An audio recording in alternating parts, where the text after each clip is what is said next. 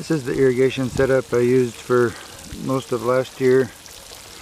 So every one of these long beds has a 2-port manifold coming off a 1/2-inch pipe, and then 4 of these riser type emitters.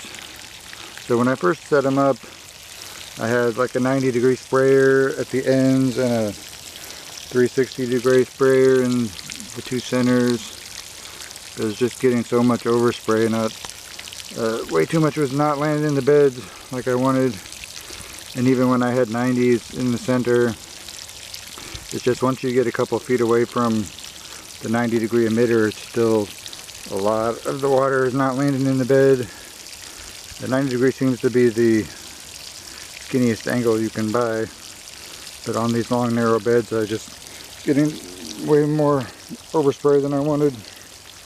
So I went straight to the 90s and the T's, and this worked pretty well. At least like pretty much 100% of the water is landing in the beds.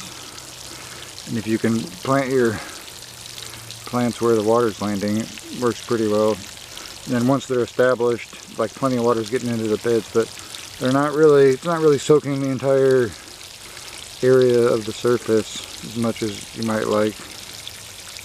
So I came up with something else which is working better, I think, and go look at that. This is the new setup I'm trying. Like originally I had the emitter coming straight out of the stake like this, which is how they sell them, but after I had the L's and the T's on there, I realized I might try the emitters again, because the emitter angled this way is actually very thin. That's a 90-degree emitter, but it's turned 90 degrees, if that makes sense. So it's going kind of down and across. And then I've got 180 emitters in here going down and out.